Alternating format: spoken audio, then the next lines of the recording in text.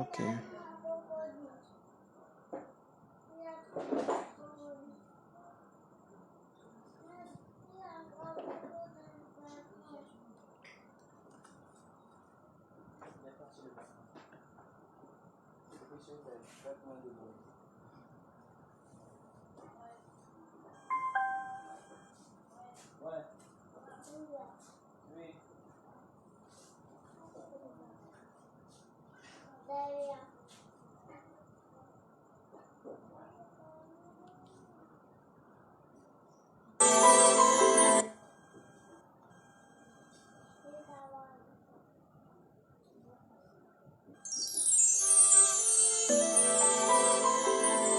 Amina, le oui et l'amen, le premier et le dernier, le point final, le rédempteur qui se lève le dernier. Tango yango yo, tango molimo, tango mafuta, tango bikamwa. Amina sebola loboko, sebola loboko nayo. Shalom à tous. J'espère que vous m'entendez bien.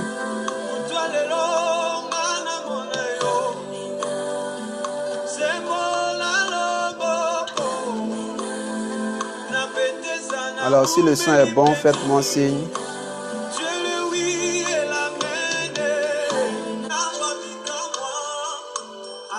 Ok.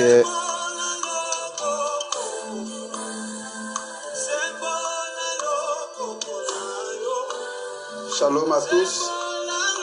Voilà, je vois que le son est bon. Bien.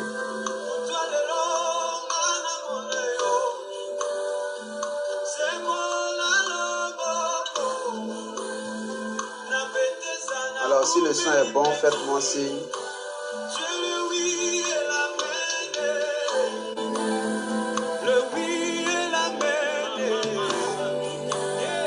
Merci Seigneur.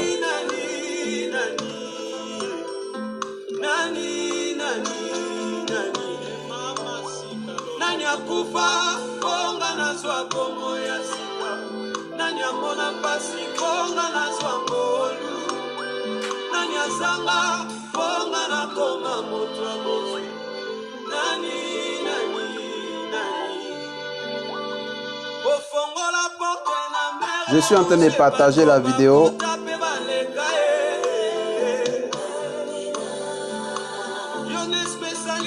Donc faites comme moi. Partagez la vidéo. Nous allons démarrer.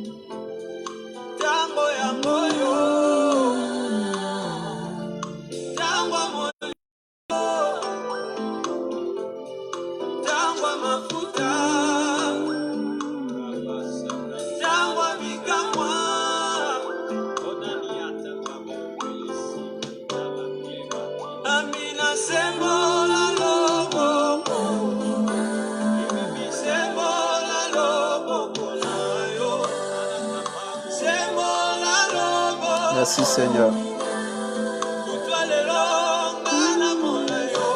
Merci d'inviter vos amis, de taguer des personnes sur cette vidéo, de partager la vidéo.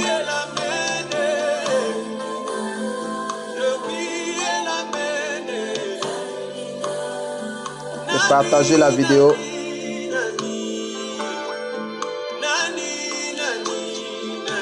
Désolé pour le léger retard.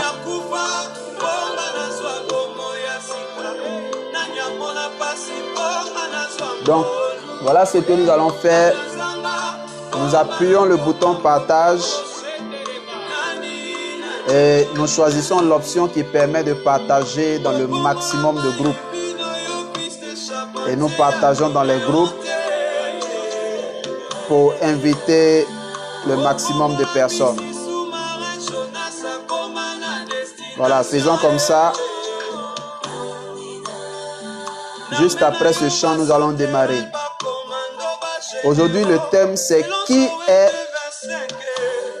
qui se cache derrière ta souffrance. Il y a le WhatsApp qui est là. Vous pourrez intervenir après la vidéo pour tous ceux qui veulent appeler sur le WhatsApp en direct. Ou bien pour tous ceux qui veulent qu'on puisse prier pour eux en direct, nous allons pouvoir le faire. Que Dieu vous bénisse.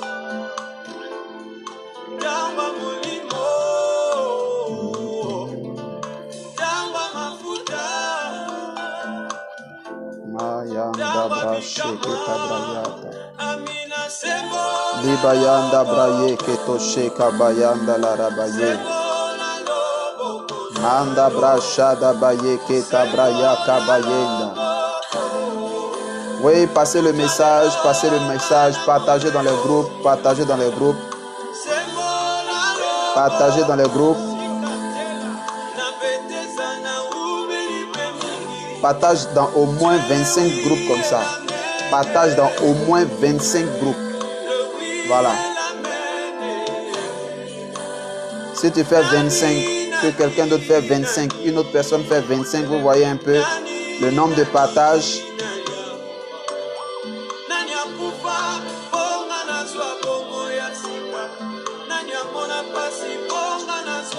Shalom à tous. Larissa, est-ce que tu as partagé? Fils Elvra, est-ce que tu as partagé? Yahweh béni de l'Éternel, est-ce que tu as partagé? Mon fils Toudou, est-ce que tu as partagé? Partagez. Ce soir, ça sera exceptionnel, ça sera explosif, ça sera fort. Lenda brasha kabayanda la rata. Leda bro kanda basheta brakayanta la bayenda.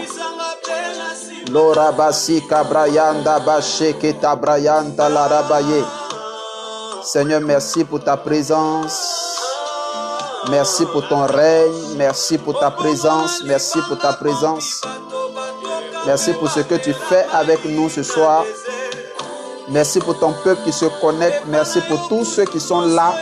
Je prie que quelque chose d'exceptionnel se produise dans la vie de quelqu'un au nom de Jésus.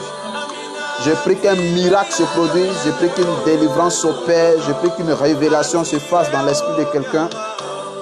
Au nom puissant de Jésus de Nazareth. Merci Seigneur. La yanda brache ketabro solabaye. Merci Seigneur.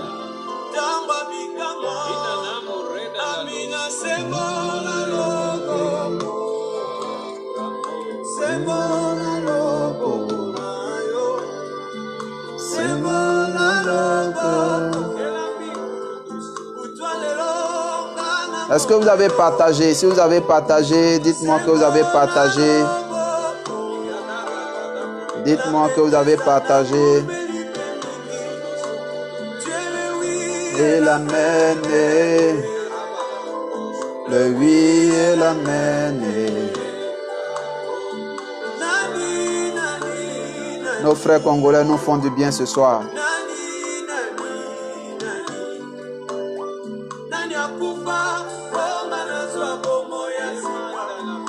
Les paroles de ce chant sont très fortes.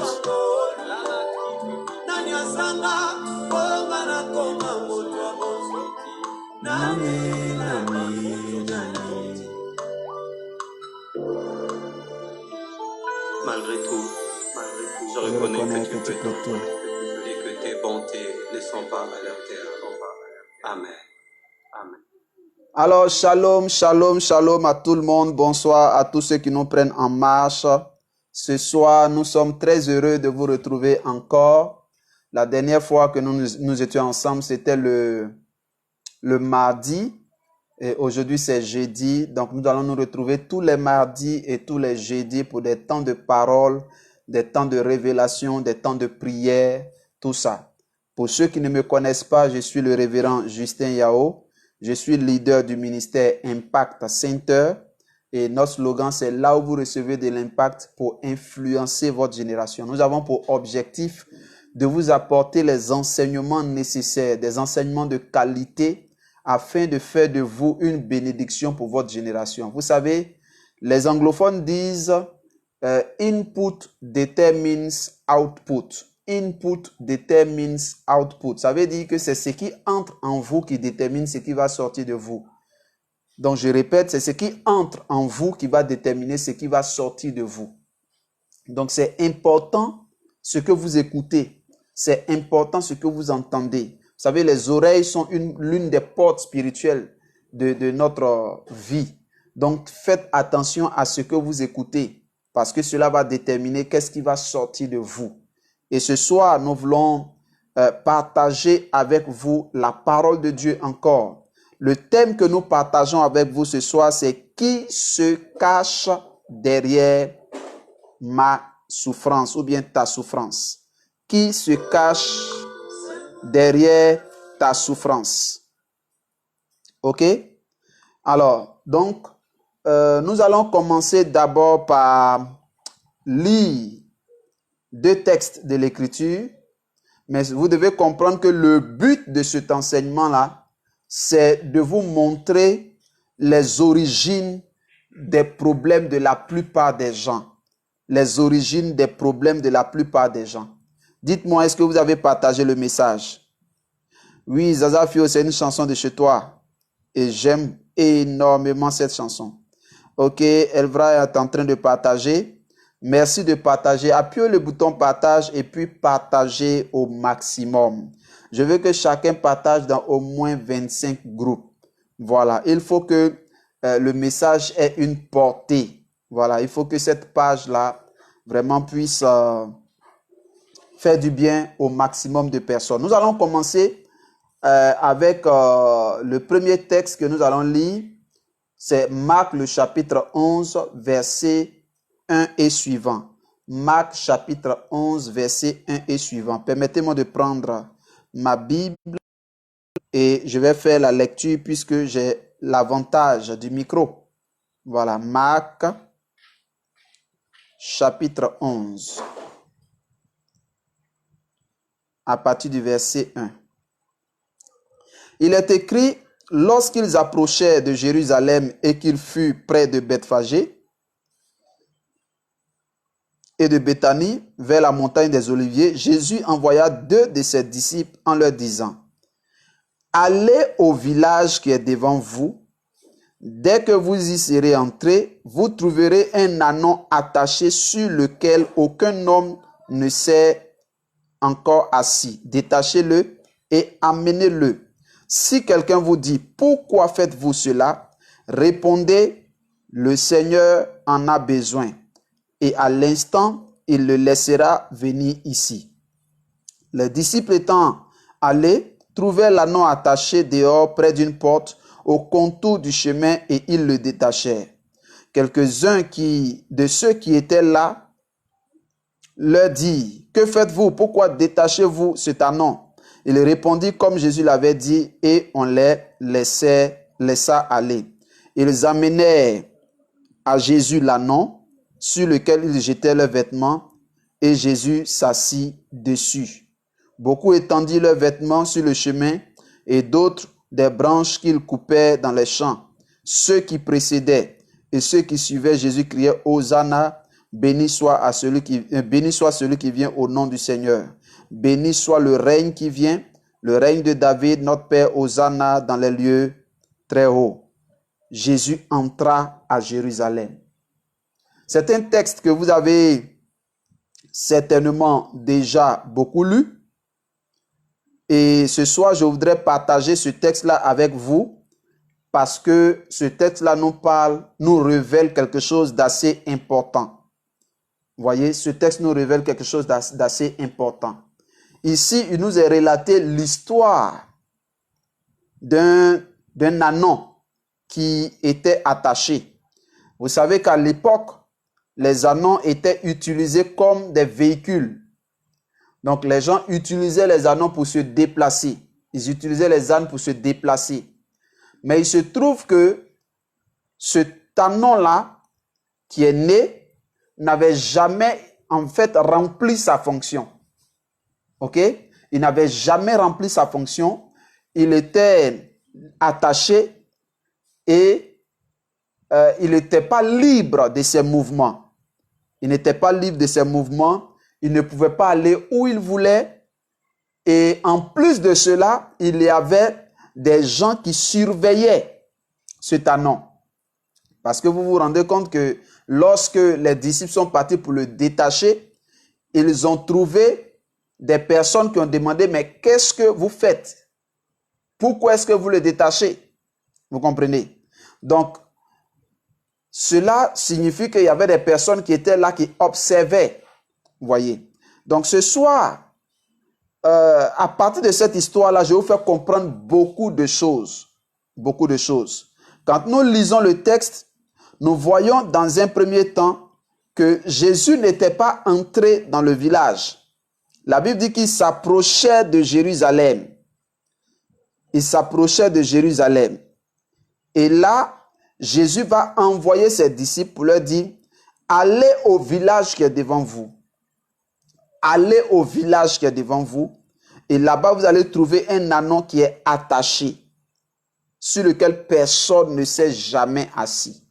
Donc, les gens s'asseyaient sur les ânons pour se déplacer. Mais cet ânon-là, il était détaché, il était attaché. Allez-y le détacher et faites-le venir. Le thème que je partage avec vous, c'est qui se cache derrière ma souffrance? Qui se cache derrière ma souffrance? Ou bien, en d'autres termes, d'où viennent mes problèmes? D'où viennent mes problèmes? Beaucoup de personnes, quand ils ont lu ce thème, je suis sûr que beaucoup se sont dit, ah, voilà, je vais attraper mon sorcier aujourd'hui, je vais savoir qui est-ce que, comment on dit ça, qui est vraiment la cause de mes problèmes. Mais je vais vous dire à travers ce texte-là que le problème de cet ânon-là se trouvait dans son village, dans ce village-là. Ok? Le problème de cet ânon provenait de ce village. Il était attaché dans le village. Vous comprenez? Il était attaché dans le village. Et c'est dans le village qu'il était lié. Vous comprenez?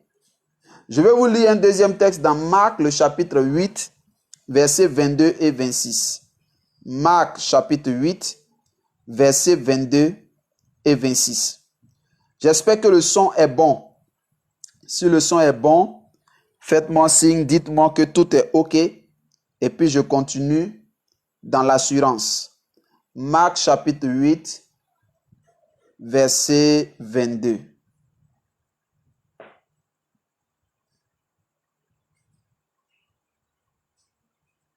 Il est écrit à partir du verset 22. Et il se rendit à Bethsaïda, et on amena vers Jésus un aveugle qu'on le pria de toucher. Il prit l'aveugle par la main et le conduisit hors du village. Puis il mit de la salive sur ses yeux, lui imposa les mains et lui demanda s'il voyait quelque chose. Il répondit et dit, il regarda et dit, j'aperçois les hommes, mais j'en vois comme des arbres et qui marchent. Jésus lui mit de nouveau les mains sur les yeux, et quand l'aveugle regarda fixement, il fut guéri et vit tout distinctement. Alors, Jésus le renvoya dans sa maison en disant, n'entre pas au village. Alléluia. N'entre pas au village. Ici encore, il est fait mention du village. Voici un aveugle qu'on envoie à Jésus. Merci. Larissa, faut pas me faire rire. Donc, voici un aveugle qu'on envoie à Jésus pour que Jésus puisse prier pour lui et le guérir. Mais Jésus va faire quelque chose d'inhabituel. Jésus prend la personne, il le fait sortir du village. Il le fait sortir du village et c'est là-bas qu'il ne va pas prier, mais il va poser des actions prophétiques. Il prend la salive, il mélange ça à la boue, il applique ça sur les yeux, il prie. Et puis après, il demande, est-ce que tu vois? Le monsieur dit, je vois, mais les hommes que je vois là sont comme des arbres qui marchent. Jésus prie de nouveau. Et cette fois-ci, la guérison est totale. Mais Jésus va donner une instruction qui n'est pas habituelle. Il lui dit, ne rentre pas au village. Alléluia. Pourquoi ne rentre pas au village? Parce que certainement son problème vient de là-bas. Pourquoi ne rentre pas au village? Parce que certainement, le problème de cet homme-là, s'il retournait au village, c'est sûr et certain qu'il allait pouvoir, je vais dire, le problème allait revenir ou bien même s'empirer. Vous comprenez? Je veux bien que vous puissiez comprendre mon développement jusqu'à la fin. Dans le premier texte que nous avons lu, on a parlé de village. L'anneau était attaché au village. Dans le deuxième texte, il y a quelqu'un qui est dans un village. Pour sa guérison, on le fait sortir du village, on le guérit et on lui dit n'entre pas au village. C'est-à-dire, il ne faut plus retourner là-bas. Vous comprenez? Alors, c'est quoi le village ici? Est-ce que je suis en train de dire que nous ne devons pas aller au village?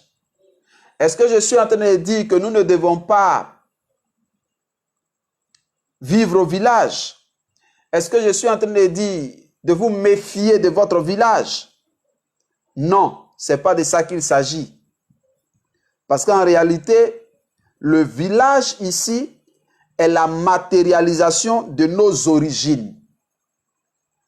Le village est la matérialisation de nos origines. Quand on parle de village ici, on veut parler de nos origines. Parce que c'est de là-bas que proviennent nos parents, nos grands-parents, nos arrière-grands-parents. Donc, toute notre lignée ascendante, on va dire, proviennent du village. Voyez.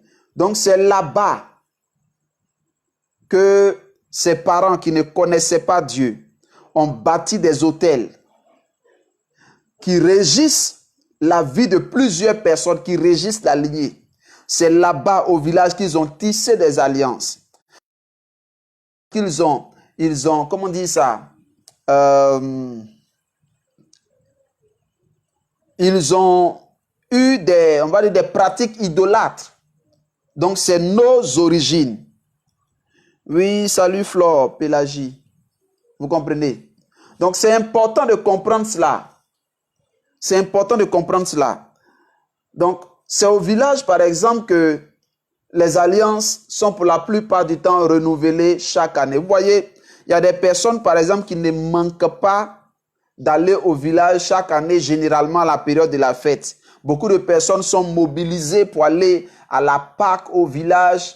En tout cas, dans mon groupe ethnique, chez nous en Côte d'Ivoire, beaucoup vont, mais ce n'est pas pour une affaire de Jésus. Beaucoup vont parce que c'est l'occasion de renouveler les alliances et les pactes qui ont été tissés avec les démons que la famille adore. Vous comprenez? Sachez aussi que c'est au village que sont les registres sataniques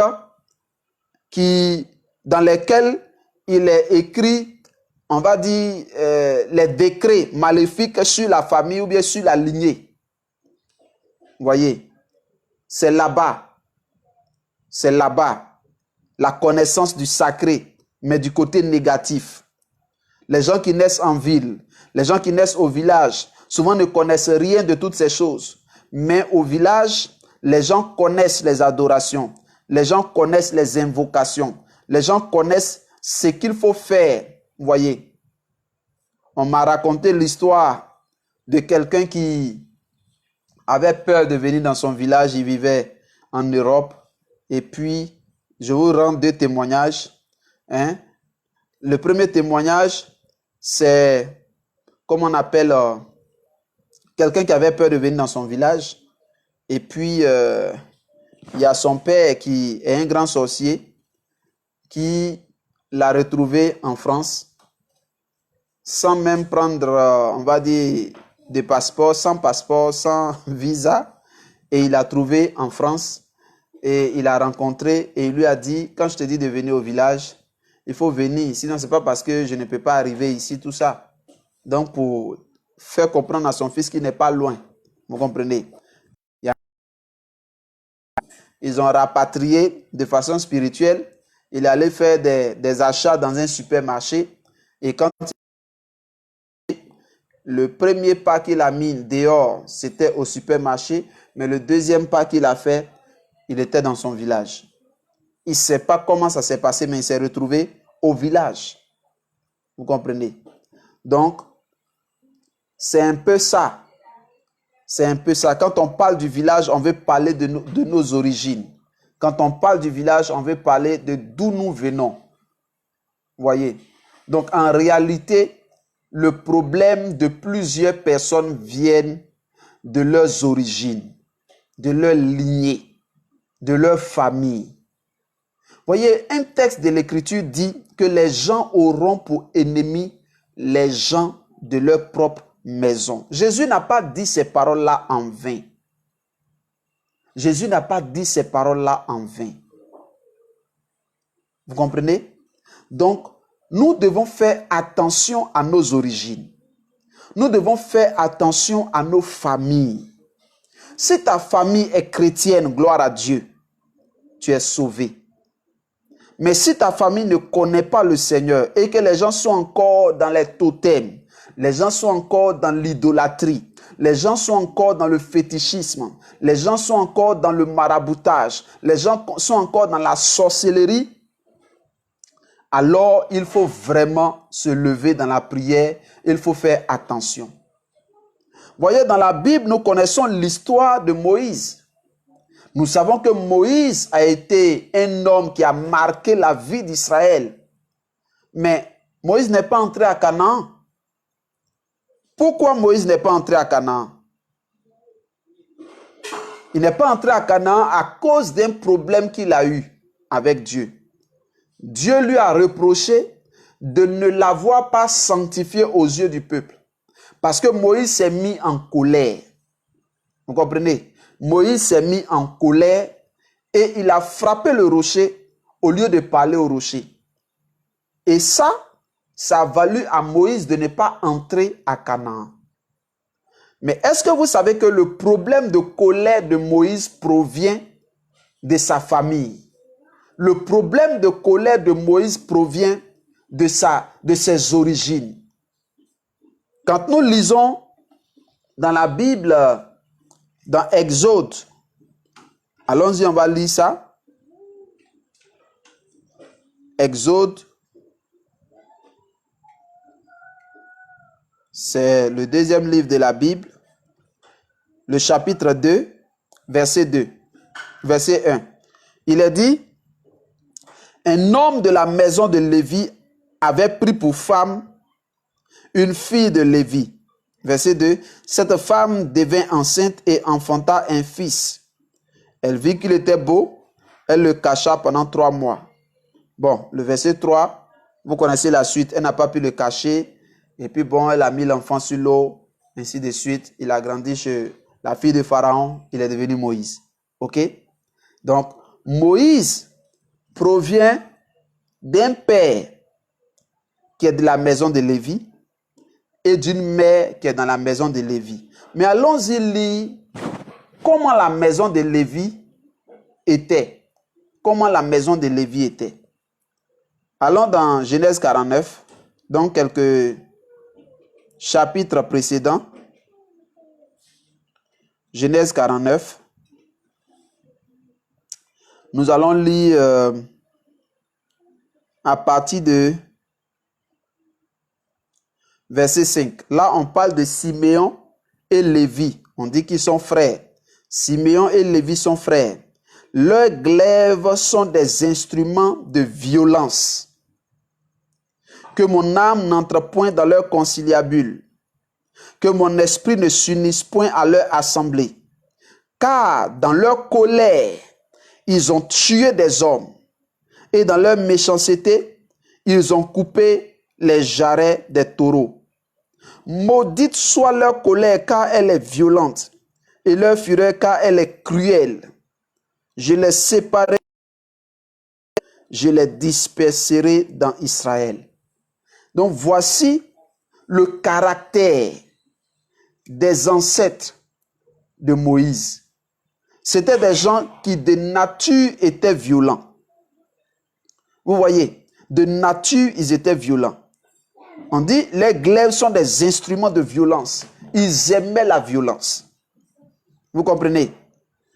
Quand nous continuons la lecture, on dit que mon esprit ne s'unisse point à leur assemblée, car dans leur colère, ils ont tué. Voyez, nous tous, on se met en colère. Mais ce n'est pas tout le monde qui tue dans sa colère. Mais les ancêtres, les pères, les grands-pères, les arrière-grands-pères de Moïse, eux, quand ils se mettent en colère, ils tuent. Vous comprenez? Ce n'est pas de la faute de Moïse si il a voulu juste séparer, comment on appelle, il a voulu séparer, excusez-moi, Moïse est là? Appelle-le. Donc, c'est pas de la faute de Moïse si, en voulant séparer, la prise. En voulant séparer, ok, merci. Désolé, il y a une prise qui était déconnectée, donc il fallait la reconnecter. Alors donc, ce n'est pas de la faute de Moïse si, dans sa colère, je vais dire en voulant défendre son frère israélite, il a tué l'Égyptien. Ce n'est pas de sa faute. C'est parce que dans leur famille, dans leur lignée, c'est comme ça. Dans leur lignée, c'est comme ça. Vous voyez. Moïse, par exemple, s'en va jeûner. Il monte sur la montagne et puis de là-bas, Dieu lui donne les tables de pierre que Dieu lui-même, il a écrit dessus avec son doigt. Il a écrit dessus avec son doigt. Moïse revient après avoir passé 40 jours dans le jeûne, dans la prière, dans la présence de Dieu. Son visage même brillait. Il descend, il se rend compte que, à son absence, les gens ont érigé le veau d'or. Qu'est-ce que Moïse fait? Dans sa colère, les tables de pierre pour lesquelles il allait faire 40 jours et 40 nuits dans la présence de Dieu, là, il fracasse ça au sol, il détruit cela.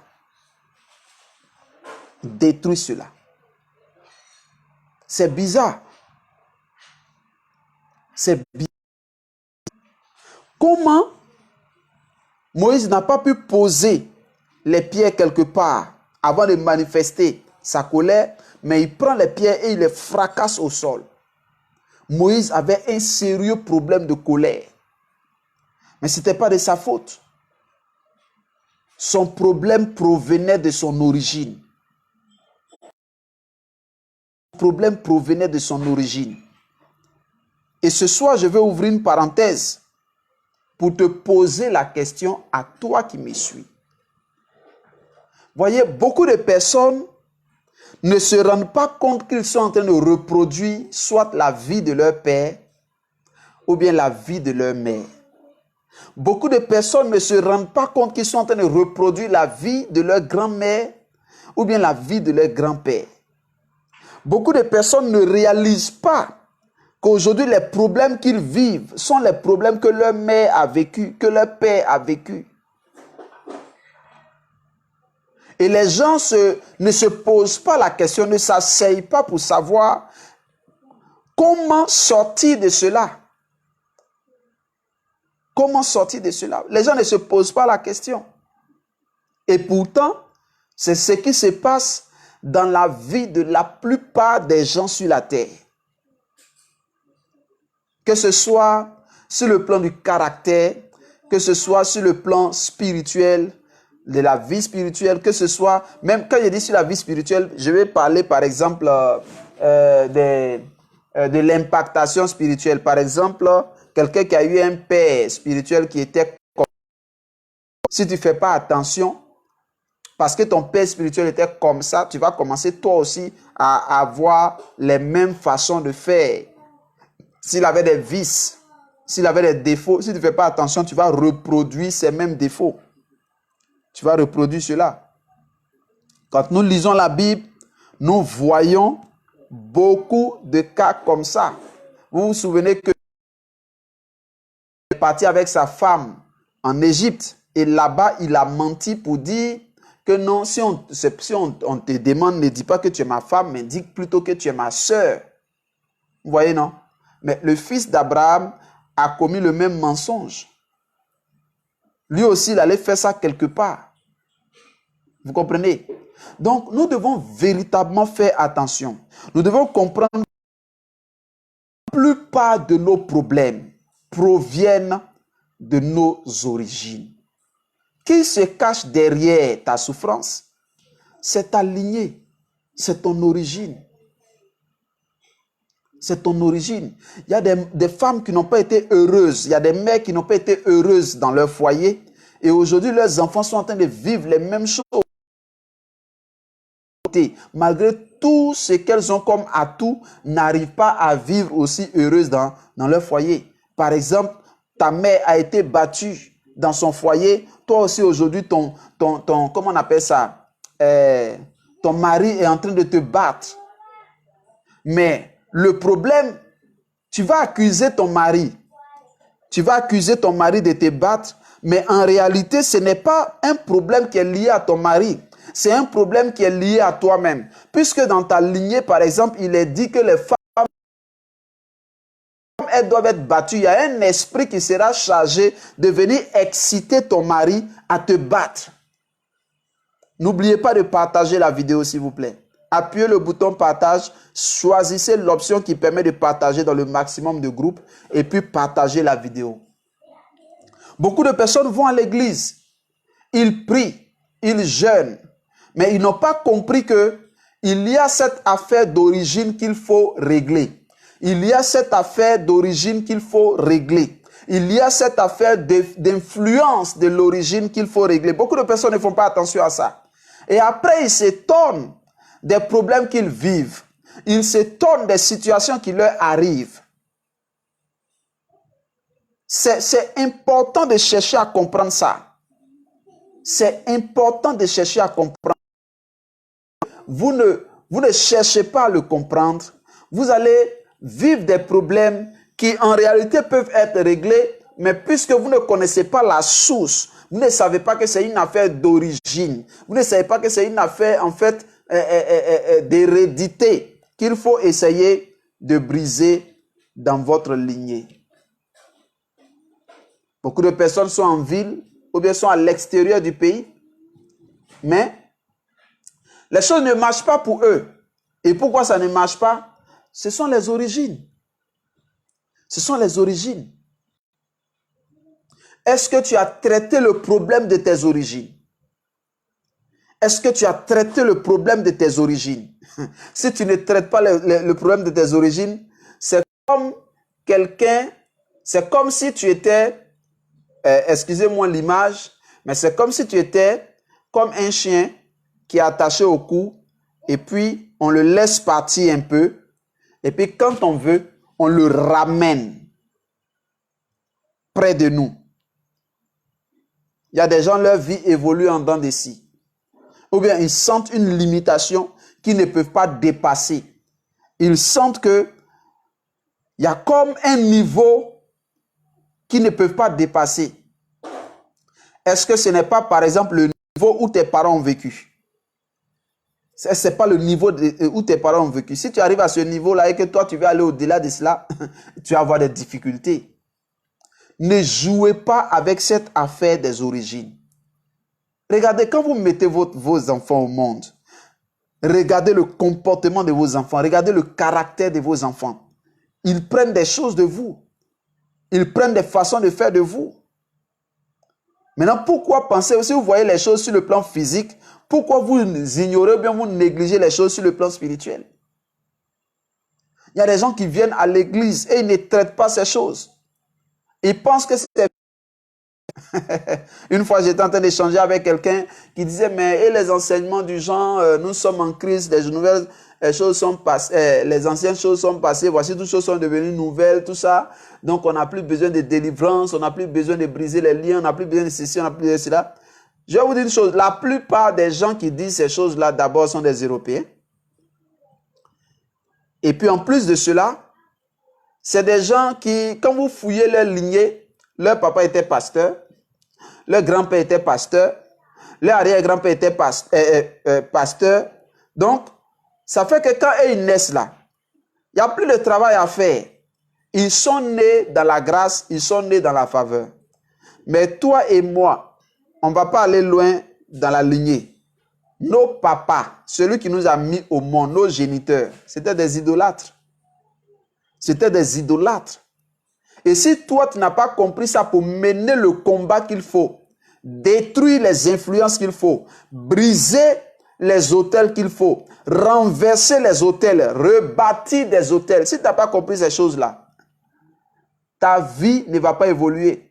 C'est quand tu fais ce combat, ce travail, que les enfants maintenant qui vont venir de toi vont vivre dans une atmosphère qui a été libérée de toutes ces influences. Eux, ils pourront évoluer facilement. Parce que toi, tu as fait le travail. Mais si tu ne fais pas le travail, ils vont naître avec les mêmes difficultés. C'est ce qu'on appelle les combats inachevés. Vous comprenez? Les batailles inachevées. Si tu n'as pas achevé la bataille, un des enfants ou bien tes enfants vont vivre cette même bataille-là. Ils seront obligés de continuer à souffrir. Donc, c'est le temps où chacun doit se lever pour régler des choses. Vous comprenez? Pour régler des choses. C'est quand tu vas régler ces choses-là que maintenant, toi, tes enfants n'auront plus à combattre ces difficultés-là.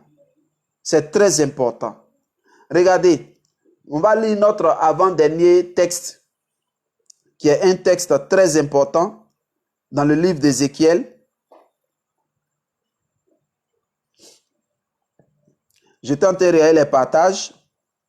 Nous sommes à 15 partages seulement.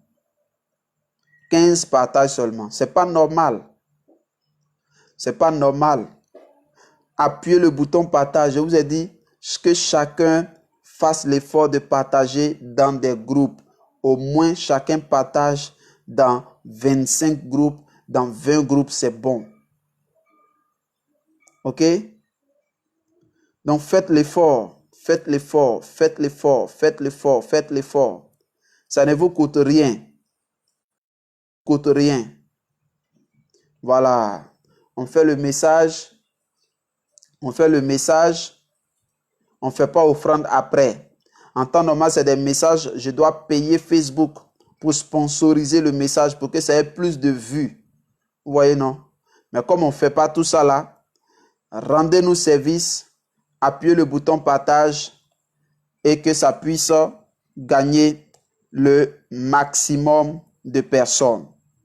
Voilà. Larissa l'a dit, il nous faut déblayer le chemin pour notre postérité. C'est très important. Il faut déblayer le chemin. Alors, regardons Ézéchiel chapitre 16, versets 1 à 5. Ézéchiel chapitre 16.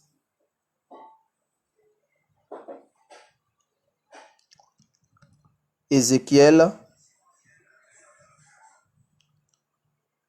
Notez les textes, vous allez les lire plus tard.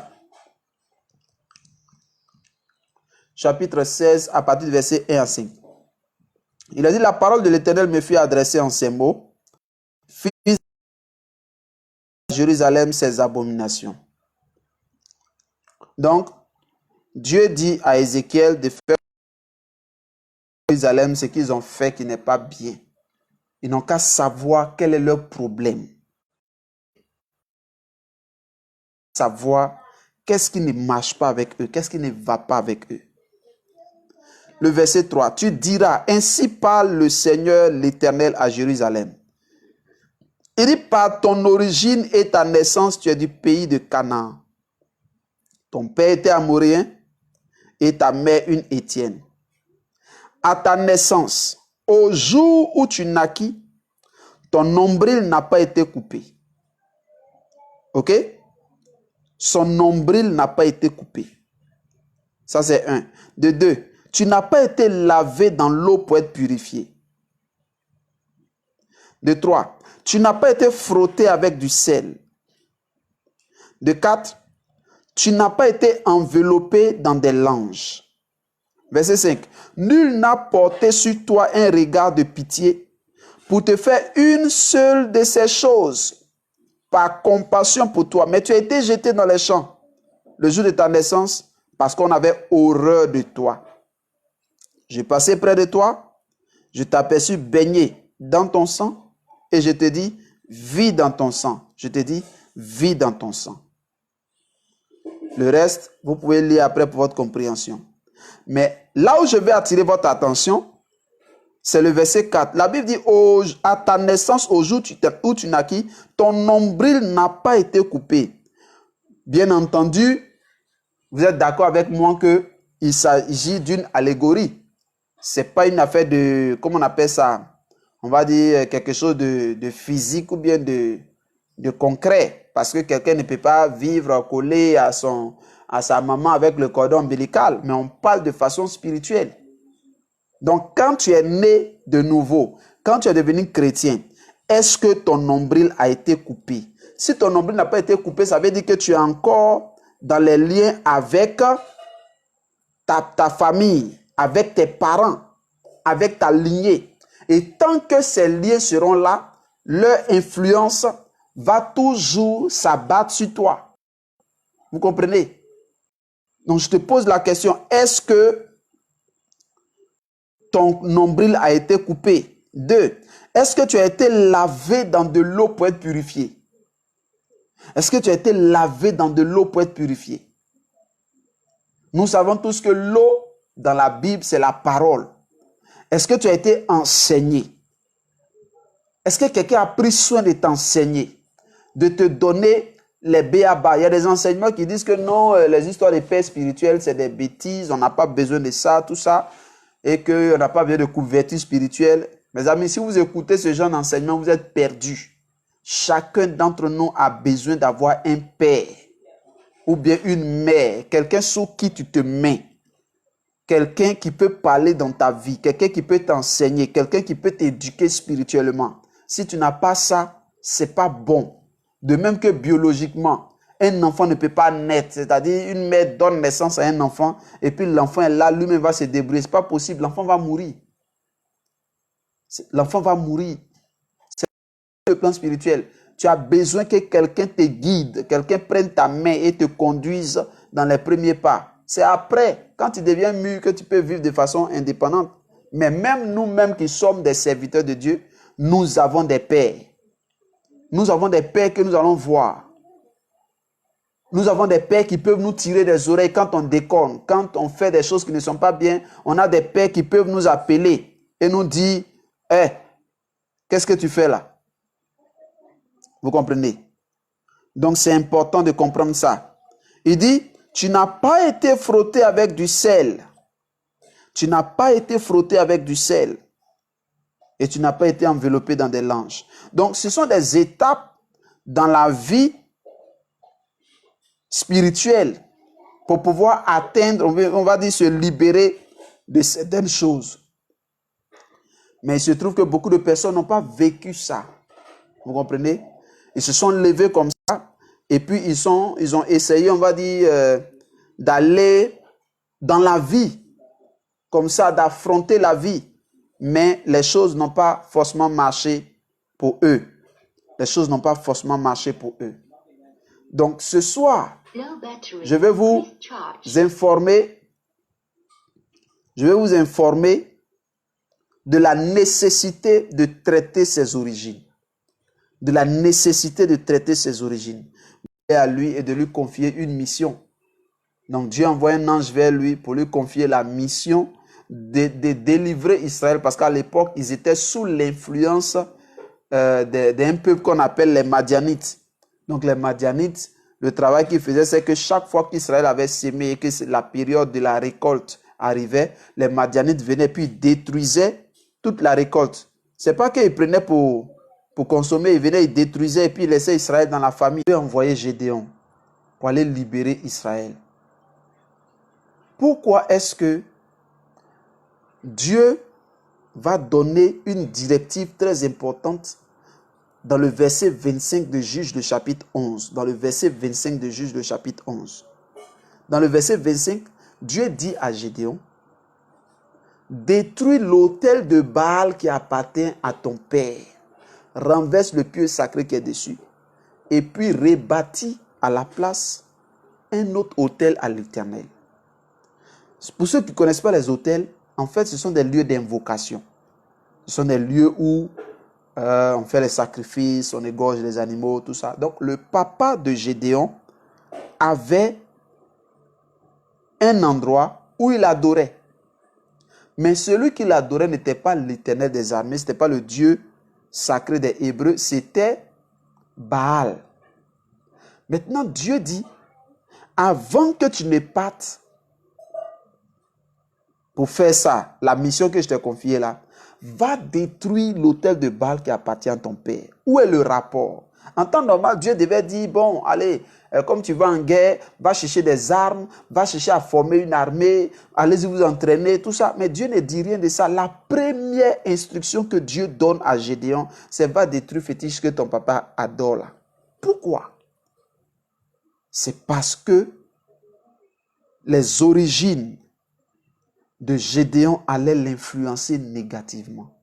S'il ne détruisait pas ça, les dieux que ses parents ont adorés là, allaient avoir une influence négative sur sa vie. Écoutez-moi, souvent nous les chrétiens, surtout les chrétiens évangéliques, on aime tchatcher. On aime tchatcher. Oh, on fait les déclarations de foi.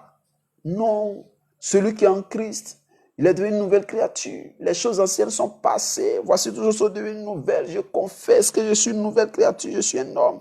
Ça, c'est des paroles en l'air. C'est des paroles en l'air. Parce que si vous voulez être franc et honnête, malgré toutes ces paroles-là, quand vous observez votre vie, vous observez vos finances, vous observez votre mariage, vous observez beaucoup de domaines de votre vie, si vous êtes honnête, vous allez voir que les choses ne vont pas. C'est ce que beaucoup de personnes n'ont pas compris. Et ils sont arrivés à un stade où ils se demandent, mais est-ce qu'à faire de Dieu là, ça marche? Quand vous lisez bien l'histoire de Gédéon, Gédéon, il y a des moments, il a demandé même à l'ange, il dit, mais où sont les miracles dont nous parlent nos pères? Quand ils disent, ouais, l'Éternel nous a fait sortir hors d'Égypte, il a fait ceci, il a fait cela, il a fait cela, il a fait cela. Mais Gédéon, ces choses-là, il s'est demandé, mais où c'est? Il ne voyait pas l'action de Dieu.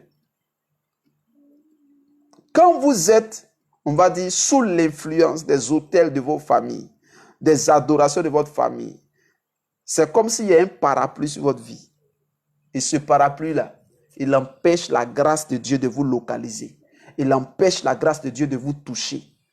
Vous avez l'impression que Dieu, là, il n'existe que pour les autres. Vous avez l'impression que les témoignages dont les gens parlent, Dieu fait ceci, Dieu fait cela, on dirait que vous n'êtes pas concerné. Tout simplement parce que il y a des autels dans votre famille qui influencent votre destinée que vous devez détruire. Ne jouez pas avec ces choses. C'est tellement sérieux. C'est tellement sérieux. Vous savez, il y a ce qu'on appelle les réclamations. Il y a ce qu'on appelle les réclamations. Mais les réclamations, là, c'est toujours lié à nos origines. C'est toujours lié aux autels de nos familles. Les réclamations, par exemple, ne connaissent pas, s'en foutent de ton statut. Les réclamations s'en foutent de ton niveau. Tu peux être un bishop, tu peux être un bishop, tu peux être un trishop, tu peux être un quatrishop. Tu peux parler à Dieu bouche à bouche. Mais les réclamations peuvent te faire rater le ciel. Les réclamations peuvent te ramener à la case départ. C'est ce qui s'est passé dans la vie de Moïse. La Bible dit que Moïse parlait avec Dieu bouche à bouche. Moïse, là, il parle avec Dieu bouche à bouche. Quand Dieu veut se révéler à Moïse, Dieu ne passe pas par tout ça. Il parle bouche à bouche. Les deux causes comme ça. Moïse était un homme de puissance et de miracles. Moïse, là, il parle et puis la terre s'ouvre. Et puis les gens descendent vivants dans la terre. Dieu a utilisé Moïse. Mais malgré la grande onction que Moïse a manifestée, c'est la colère qui l'a empêché d'entrer à Canaan. Les réclamations de ses origines l'ont fait rater Canaan. Écoutez-moi. J'ai lu le témoignage de 2 pasteurs. L'un des pasteurs avait vécu avec son épouse pendant longtemps. Et il y a quelque chose qui refoulait de son cœur depuis des années. Il refoulait cela, il refoulait cela, il refoulait cela. Il sentait la chose dans son sang, dans ses veines. Et après plusieurs années de mariage, un pasteur évangélique, il fait asseoir sa femme et il annonce à sa femme qu'il va prendre une deuxième femme. C'est choquant, non?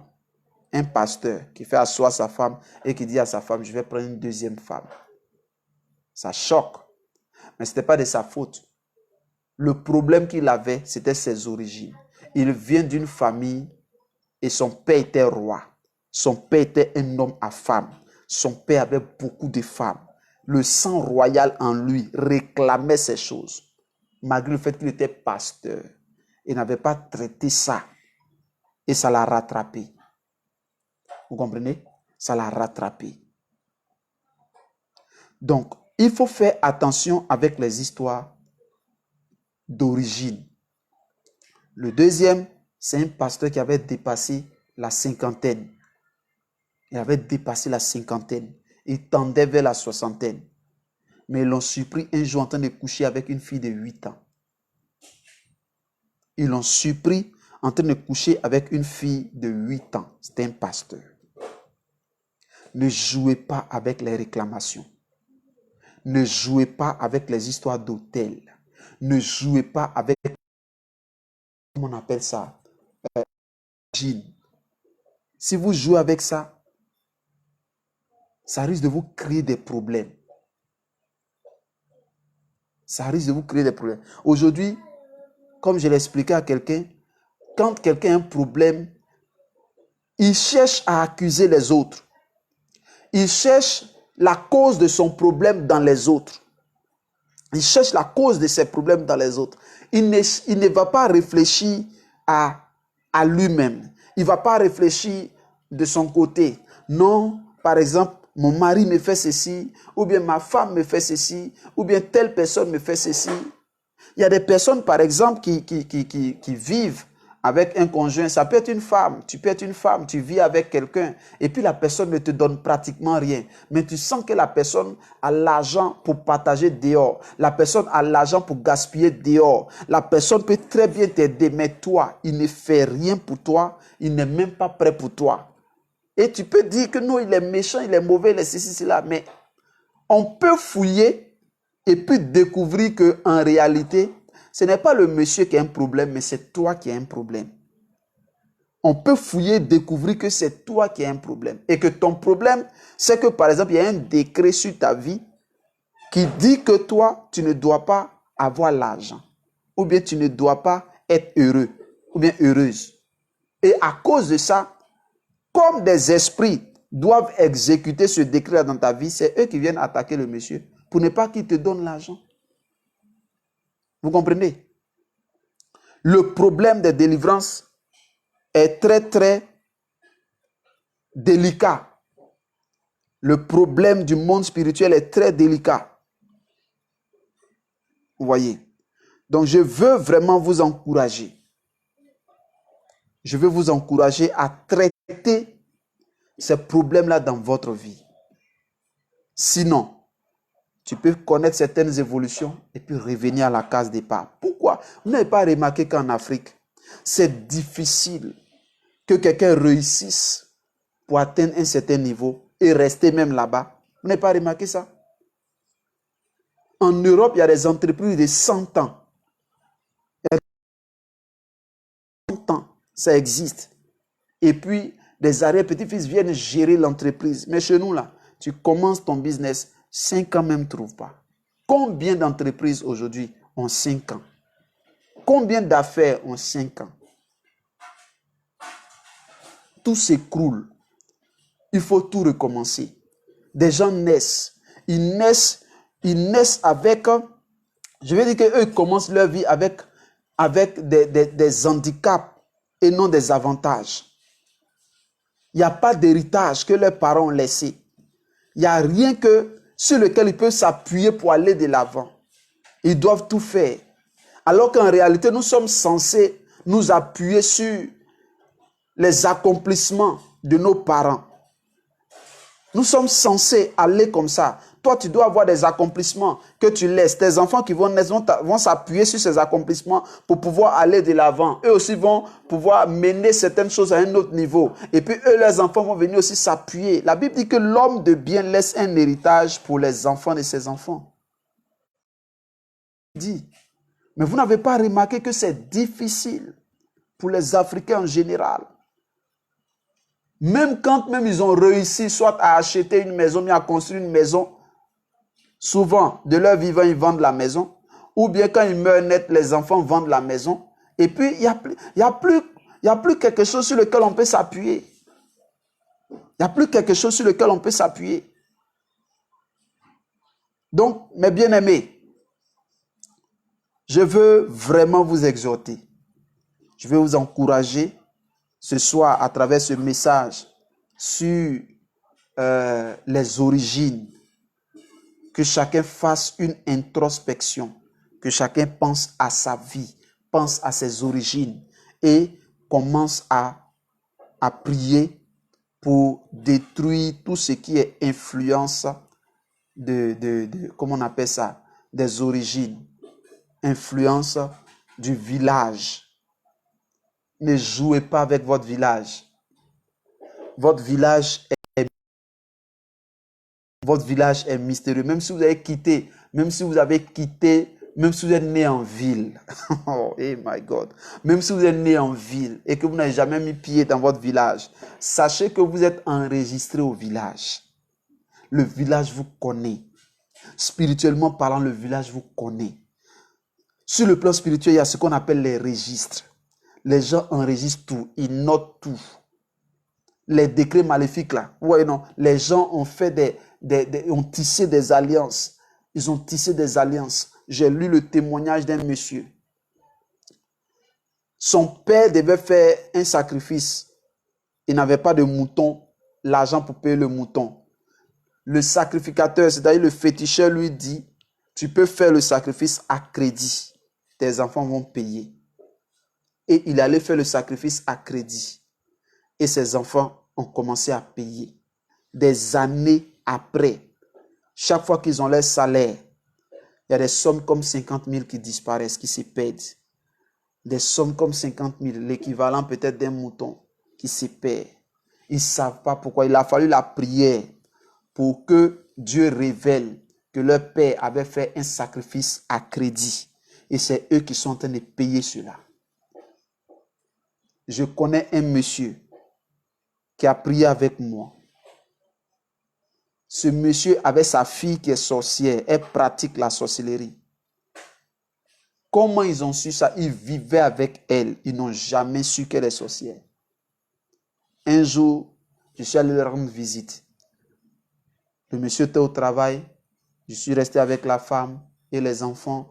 On a bavardé et on a prié. Quand on a prié, je suis parti à la maison. Quand je suis parti à la maison, la fille en question, qui était sorcière, ne pouvait plus se contenir. Elle ne pouvait plus se contenir. Elle voulait confesser. Elle va appeler son papa, qui n'était pas sa mère biologique, elle va dire à la femme de son papa, j'ai des choses à dire. Et elle va commencer à raconter comment elle fait la sorcellerie dans la maison. Comment quand on achète un nouveau appareil, elle rentre dans l'appareil pour gâter ça. C'est-à-dire, elle ne gâte pas ça physiquement. Sous mes yeux, ils ont envoyé un frigo, un congélateur d'Abidjan. On était à ce moment dans une ville de l'intérieur. Le monsieur travaille à la CIE, donc il ne payait pas l'électricité. Donc il travaille à la compagnie d'électricité, donc il ne payait pas. Donc pour lui, les appareils, ce n'est pas un problème. Il a fait venir le congélateur. Le congélateur a glacé pendant 2 jours, 3 jours, ça ne glaçait plus. Et la petite va dire que c'est elle qui est entrée dans le congélateur pour empêcher que cela fonctionne. Le monsieur avait coutume de voir que son argent disparaissait. Et la petite fille va dire que c'est elle chaque nuit qui entre dans la chambre spirituellement, l'argent de son papa dans ses poches et qui vient donner ça à la porte à la sœur du monsieur. C'est-à-dire que la petite sœur du monsieur, donc la petite sœur, elle récupère l'argent et elle s'en va mettre ça dans leur canari satanique.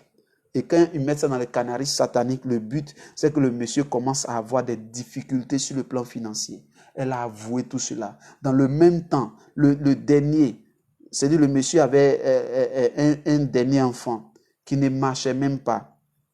Il était encore bébé. Et l'enfant piquait des crises. Il convulsait, faisait des convulsions. Et elle va dire que c'est elle qui a l'origine de toutes les convulsions. Et que quand elle prend l'enfant et qu'elle lance l'enfant en l'air, l'enfant est effrayé. Donc c'est l'effrayement là qui crée les convulsions comme ça. Quand la femme a écouté tout ça, elle était bouleversée. Elle était bouleversée. Elle va appeler son mari. Je ne sais pas si elle a expliqué ça au téléphone avant que le monsieur n'arrive, mais quand le monsieur est arrivé à la maison, c'est à l'entrée de la cour que son téléphone qu'il avait pris à crédit, à plus d'une centaine de mille, il a fracassé son téléphone à terre dans une colère pas possible. Et la petite va réitérer les mêmes choses. Elle va réitérer les mêmes choses. Ce n'est pas quelqu'un qui l'a obligé. Ce n'est pas quelqu'un qui l'a accusé de sorcellerie. C'est elle-même qui a décidé de confesser ce qu'elle fait. Vous comprenez? Donc, ce n'est pas des choses avec lesquelles il faut jouer. Le monde dans lequel nous sommes n'est pas un monde simple. Ce n'est pas un monde simple. Toi, tu penses que la vie est simple. Moi, c'est comme ça que j'étais. Hein. J'étais quelqu'un de très simple et libre dans ma vie, quoi. En fait, moi, je n'ai jamais souhaité le malheur à quelqu'un, tout ça. Donc, je ne pouvais pas penser que quelqu'un peut s'asseoir et puis méditer le mal à son prochain. Souhaiter le mal à son prochain. Je n'ai jamais pensé que c'était possible. Mais c'est quand j'ai commencé à vivre certaines choses, j'ai commencé à entendre certaines choses concernant moi-même, ma vie et ma destinée. Où j'entends par exemple quelqu'un qui dit, vous pensez que vous allez monter dans l'avion. Tant qu'il y a vie, personne ne va monter dans l'avion. Et ça, c'est un parent à moi qui dit ces choses à mon petit frère me concernant. Puisque j'étais parti voir le parent pour lui dire que j'ai reçu une lettre d'invitation, je dois partir aux États-Unis. Et l'invitation, j'ai 3 ans pour me préparer. Je vais pour 5 ans renouvelable de revenir. Et la personne dit, vous pensez que vous allez monter dans l'avion. Tant que je vis, personne ne va monter dans un avion. C'est là que je commence à me rendre compte qu'il y a des gens qui ne veulent pas le bonheur des autres. Vous comprenez? Et ce voyage-là n'a pas pu aboutir. On m'a donné 3 ans pour me préparer. Et en 3 ans, je n'ai pas pu faire le passeport qui coûtait 25 000 francs à l'époque. 25 000 francs CFA. Même je suis parti voir quelqu'un qui pouvait m'aider. La personne avait son petit frère qui travaillait à la sûreté où on fait les passeports. La personne m'a donné de l'argent. Va faire ton extrait de naissance, fais tes photos, fais tout ce qu'il faut, viens me donner là-bas. Puisque mon petit frère est là-bas, il va faire le passeport et puis je vais aller retirer. Elle est partie déposer tout. Ils n'ont pas pu faire mon passeport parce qu'on dit pour moi, là, il faut que je présente le billet d'avion avant qu'on fasse mon passeport. Chose qu'on n'a jamais demandé. Oui, c'est quand j'ai commencé à vivre ces choses-là, j'ai commencé à comprendre que la vie n'est pas aussi simple qu'on la voit. Vous comprenez? Si vous voulez rester simple, vous allez être des victimes. Donc ce soir, je suis venu dire à quelqu'un de ne pas chercher à, comment on dit ça, à accuser qui que ce soit. Non, telle personne me veut du mal, telle personne ne veut pas ma bénédiction.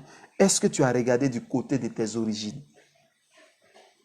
Est-ce que tu as détruit l'autel qui appartenait à ton père, à ta mère, à ton grand-père, à ta grand-mère, paternelle, maternelle? Est-ce que tu as détruit ces autels? Et en matière de destruction d'autels, je l'ai expliqué à certaines personnes. Les gens pensent qu'il suffit de dire, comment on dit ça? Je brise les autels, je renverse les autels. Et certains pasteurs qui n'ont pas la connaissance de ces choses-là ont induit beaucoup de fidèles, beaucoup de chrétiens dans l'erreur. Ça, c'est un problème aussi dans beaucoup de difficultés. Un autel ne détruit pas par je brise les autels, je renverse les autels. Quand on bâtissait l'autel là, ce n'est pas avec parole seulement. Hein. Ils ont fait des sacrifices, ils ont versé le sang. Ils ont versé le sang. Donc, un truc, on verse le sang, on fait des sacrifices, on égorge un mouton, on égorge des bœufs, on verse le sang des poulets. Toi, tu viens, au nom de Jésus, je renverse, je brise, je fais ceci, je fais cela. Tu n'as même pas toi-même un autel. Et puis toi, tu veux bâtir, tu veux détruire l'autel de quelqu'un. Quand tu entres dans les histoires de combat des autels, toi-même, tu dois avoir des autels. Je ne dis même pas un autel. Tu dois avoir des autels. C'est quand tu as des autels que toi, tu peux prétendre bâtir et détruire aussi des autels. Mais ces choses-là, les pasteurs ne vous enseignent pas. Parce que plusieurs parmi eux ne savent pas comment ça fonctionne. Vous comprenez? Donc, faites attention. Cherchez à traiter vos origines. Si vous ne traitez pas vos origines, loin dans la vie. Vous ne pourrez pas aller loin dans la vie. Stagner, vous allez tourner en rond. Vous allez voir que votre vie n'évolue pas. Vous allez voir que vous avez atteint une limite et vous allez rester dans cette limite. Mais ma prière pour vous, c'est que vous puissiez dépasser là où vos parents se sont arrêtés. C'est que vous puissiez aller de l'avant. Donc, mes bien-aimés, voilà ce que je voulais partager avec vous. J'espère que vous m'avez compris. Aujourd'hui, comme je l'ai dit, je veux permettre à des personnes d'intervenir en ligne. Venir en privé plus tard peuvent le faire, il n'y a pas de souci. J'ai laissé le WhatsApp, c'est le plus 225 05 47 24 64. Plus 225 05 47 24 64. Voilà. Donc, vous pouvez appeler en ligne. Vous pouvez appeler sur WhatsApp maintenant même. Si vous avez une situation à expliquer, un témoignage à rendre qui est en rapport avec ce dont nous venons de parler. Et puis, partager, on va prier. Voilà. Donc, voilà un peu ce que je voulais partager avec vous. Voilà, le temps que ceux qui veulent appeler puissent le faire, je vais prier. Et puis, tous ceux qui veulent nous contacter, n'hésitez pas. Je prie. Seigneur, je te rends toute la gloire ce soir. Je bénis ton nom, toi qui as rendu ce moment possible. Merci pour la connexion que tu as stabilisée. Merci pour tous les frères et sœurs qui ont suivi ce temps d'enseignement. Je te prie, ô Dieu, que tu étendes ta glorieuse main sur la vie de tous ceux qui ont suivi maintenant en direct, de ceux qui vont suivre après. Je prie que ton règne les embrase et que chacun puisse expérimenter une véritable délivrance de l'influence de sa famille et que tu permettes à chacun de pouvoir couper les cordons ombilicaux et aller de l'avant au nom puissant de Jésus de Nazareth. Seigneur, je veux les voir aller plus haut, comme des aigles, dépasser les limites familiales, dépasser les limites régionales, dépasser les limites au nom de Jésus de Nazareth. Je te prie, ô Père, que tout lien qui empêchait tes enfants d'aller de l'avant, que ces liens soient brisés et rompus au nom puissant de Jésus-Christ.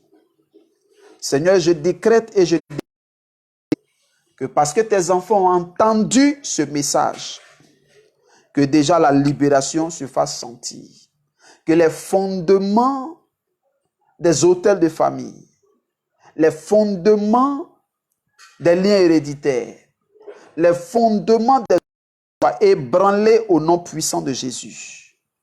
Seigneur, que toute la gloire soit à toi. Béni sois-tu notre Père au nom de Jésus-Christ. Amen. Voilà, soyez bénis.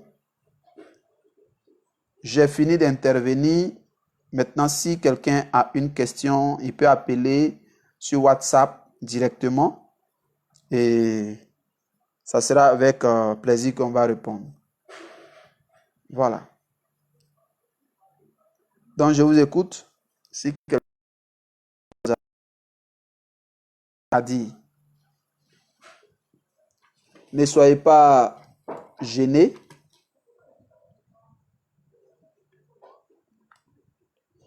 Ne soyez pas gênés.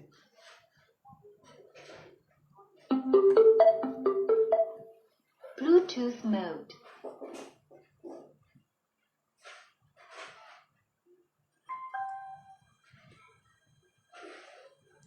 J'ai fini.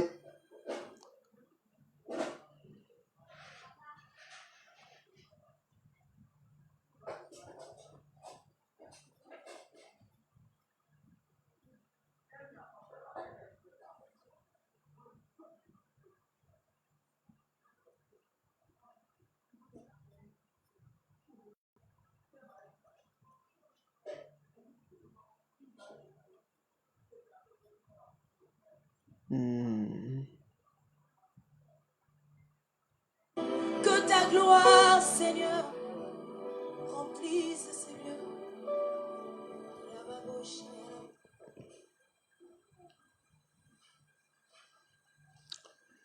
Est-ce que quelqu'un a une intervention?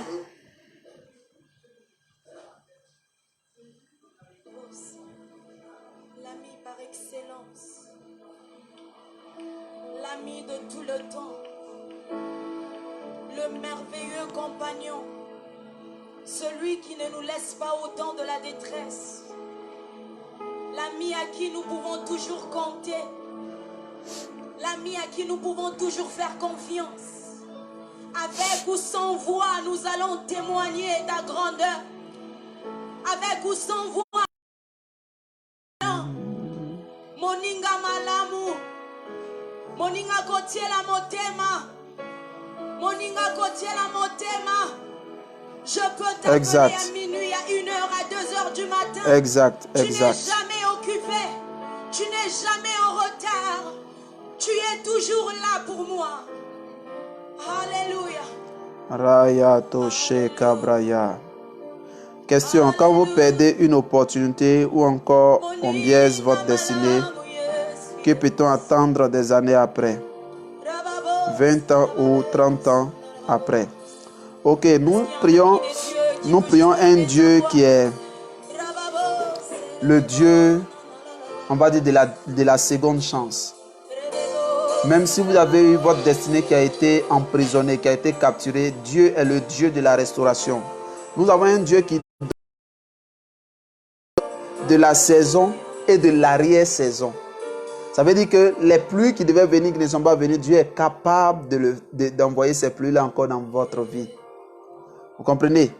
Donc, Dieu est capable de ramener des opportunités. Dieu est capable de restaurer une destinée. Tu comprends? Quand nous lisons l'histoire des ossements desséchés dans le livre d'Ézéchiel, c'était une armée nombreuse, mais que Dieu a ramené à la vie. Je parle sur ta vie, je prophétise par l'Esprit du Seigneur que ta destinée soit restaurée au nom de Jésus. Que ta destinée soit restaurée au nom de Jésus. Que ta destinée soit restaurée au nom de Jésus. Voilà. Voilà. Vas-y, vas-y. Vous avez des questions, je vous écoute. Est-ce que tu peux encore dire comment on bâtit un hôtel? Bâtir un hôtel, ça se fait avec des sacrifices en fait. Ce que j'appelle sacrifice, c'est l'offrande que nous donnons qui doit nous coûter cher en fait. Ça doit nous coûter cher. Il y a plusieurs niveaux depuis l'ancien hôtel qui se bâtissait avec soit des tourterelles, ou bien soit un agneau, ou bien soit un bélier, ou bien soit un bœuf, ou bien un taureau, ou bien 2 taureaux, 3 taureaux, 7 taureaux. Par exemple, Salomon a bâti ses holocaustes ou bien ses autels avec 1000 taureaux. Donc, 1000 taureaux, Dieu lui-même, il a quitté le ciel, il est venu rendre visite à Salomon la nuit. Dans son rêve, il lui demande, demande-moi ce que tu veux que je te donne. Les autels ont une puissance. Les autels ont une puissance. Les autels ont une puissance. Donc, je crois que mon prochain enseignement sera sur les autels. Voilà, mais on peut, comment on dit ça, approfondir le sujet en privé, en inbox, il n'y a pas de problème. Voilà. Donc, voilà un peu ce que je voulais donner comme réponse. J'espère que la musique ne gêne pas trop et qu'on m'entend bien. Est-ce que vous avez d'autres questions?